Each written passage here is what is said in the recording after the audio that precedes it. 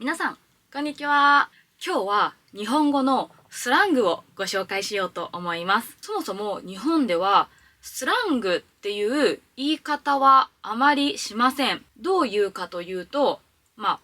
若者言葉とか最近の言葉とか、そういう風な言い方をします。それこそ若者の間ではスラングって言えばわかるかもしれないんですが、年代が上の人とかにスラングって言っても多分伝わりません。ただ、今回はね、おそらくスラングって言い方をした方がわかりやすいかなと思ったので、今回はね、スラングをご紹介します。日本人の若者言葉です。どの国もね、そうだと思うんですが、日本語にも若者言葉ってすごくたくさんあります。どれをね、ご紹介しようかなって悩んだんですが、今回はね、ひとまず7つご紹介しようと思います。もしこの動画が人気だったら、次のね、動画でもっとご紹介しようと思うので、ぜひね、いいねボタンとチャンネル登録とコメントでこの動画面白かったよとか言ってくれたら嬉しいです。それでは本編に入りましょう。はい。一つ目のスラングは、やばいですね。もう、これはすごく有名だと思うので、わざわざご紹介する必要もないかもしれませんが、日本人はかなり使うスラングなので、一度はね、ご紹介しようと思います。このやばいっていう単語は、すごく多用できる言葉です。意味は、素晴らしいとか、すごく良いとか、すごく悪いとか、良くないとか、わかりますか？つまり、すごくいいっていう意味にもなるし、すごく悪いっていう意味にもなる言葉です。すごく便利なんですが、使い方を間違えると、って思われてしまうので、使い方はすごく注意が必要です。うわー、この料理、めっちゃやばいって言ったら、皆さん、これはいい意味だと思いますか？悪い意味だと思いますか？これはね、どっちにもなるんですよね。だから、すごく美味しいって言ってるかもしれないし、すごくまずいって言ってるかもしれないんです。じゃあどっちの意味かわかるためにはどうすればいいかっていうと、相手の雰囲気をつかむことが大切です。これはかなりね、日本人特有の技みたいなものなんですが、日本人はお互いの気持ちを察して話すという文化があります。もちろんみんながそれが得意っていうわけではないんですが、そのね、言葉では表していないことを察するっていう技は日本で暮らすなら結構必要になると思います。ただね、料理やばいって言ったら大体はいい意味だと思います。すごく美味しいとか、もうこの料理やばいとかってよく言います。じゃあ悪いケースだと、うわー、今日のテストマジやばかった。本当に今回のテストやばい。こういう風に使います。この時のやばいは、おそらく全然できなかったとか、全然できそうにないっていう意味ですね。だから、皆さんがもしやばいって使うんだったら、いいと悪いの使い分けができることが大切です。何でもかんでもやばいって言ってると、なんか、ちょっと違うなって思われてしまうと思うので、多用できる言葉とはいえ、使いすぎは NG です。たまにね、生徒さんでも何でもかんでもやばいって言う人がいるんですが、それはね、ちょっと意味を考えて、やばいって本当に極端にいいとか悪いとか、そういう時に使うものなので、使いすぎは注意です。はい。二つ目にご紹介するのは、受けるです。受けるの意味は、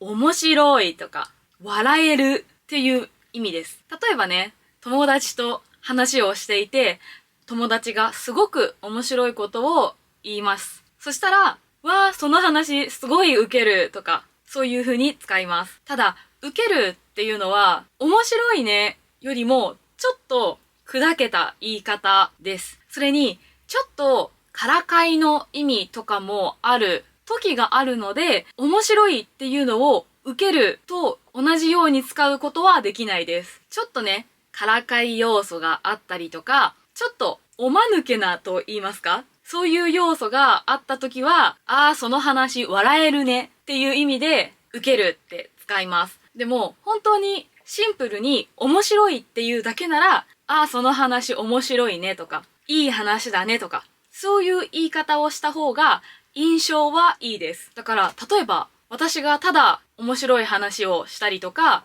普通の話に面白い要素があるだけの時に、ウケるって言われたら、バカにされてるって思っちゃうので注意してください。はい。3つ目にご紹介するのが、ガチです。ガチっていうのは、言い方を変えると、マジにもなります。どっちもスラングですね。意味は、本当にっていう意味です。英語だったら、seriously とか、for real とかに似てると思います。例えば、その話ガチって言ったら、その話本当なのっていう意味です。あるいは、いやー、今日の試験ガチでやばいって言ったら、この試験本当によくできなかったっていう意味ですね。やばいはさっきご紹介した通りです。このね、ガチっていうのは結構使いやすいかな。意味がね、本当にだから、使い方を間違えても、そんなに印象は悪くならないです。例えば、さっきご紹介した受けるの使い方を楽しいと同じように使ってしまったら、喧嘩になることがあると思います。なぜなら、受けるって言ったら、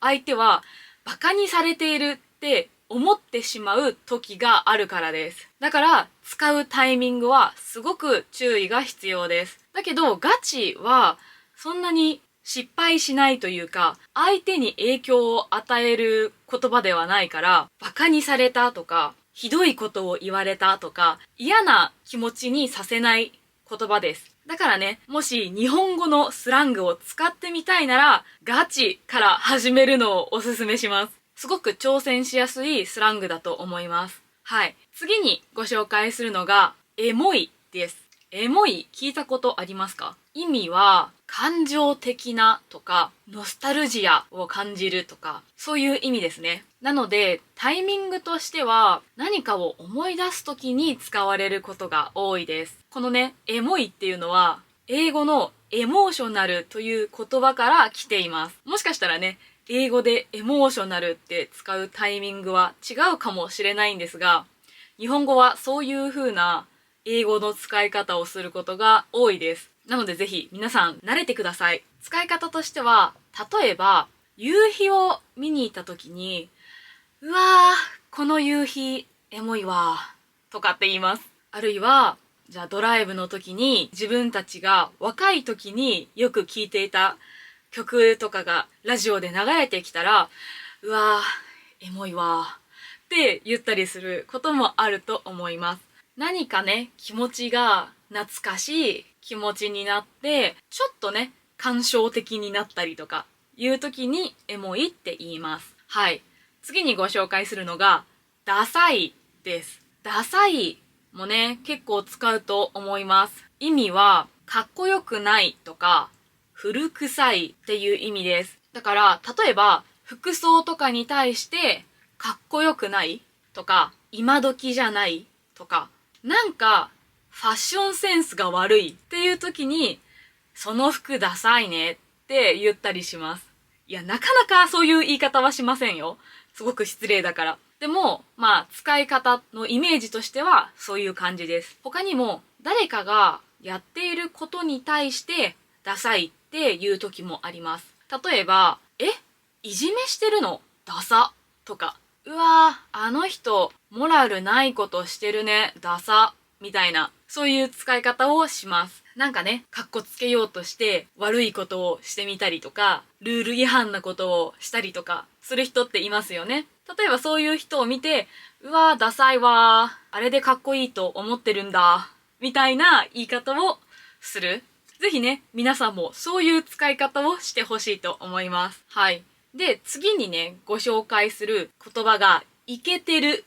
なんですが、これはダサいと対照的な言葉です。ただね、イケてるってあんまり実は最近は使っている人を見ないので、もう古いスラングかもしれないです。意味はかっこいいとか今時っぽいっていう意味ですね。だからさっきと反対で、うわーその服すごいイケてるねとか、わーイケてることするねとか、イケてること言うねとか、そういう使い方をします。ただ最近の人は多分普通に、わあ、それいいじゃんとか、わあ、面白いじゃんとか、そういう風にシンプルに言うことの方が多いとは思います。イケてるねって言ったら、古いよって言われちゃうかもしれないから、注意してください。はい。次にご紹介するのが、推しです。推しって今までご紹介したものとはちょっと違うスラングなんですが、まあね、意味としてはすごく好きみたいな意味ですが、ちょっと好きとは違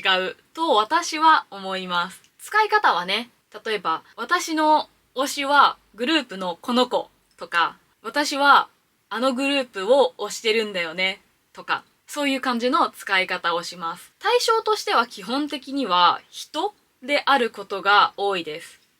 あるいはアニメキャラクターとかでもそうですね。人物とか生き物とかそういうのを推すって言います。この推すの意味には実は応援したいっていう気持ちが込められているっていうのが好きっていう言葉とちょっと違うところだと思っています。ただね、この言葉は結構最近作られたというか使われ始めた言葉で、多分日本人の中でも推しの概念の理解の仕方が曖昧だと思います。ただ基本的には何かしらのオタクが使う言葉です。だからオタクじゃない人が推しっていう言葉を使うのはただ好きって意味を置き換えてるなって思う時があります。私も推しがいて、オタクかオタクじゃないかと言ったらオタクだと思うんですが、オタクの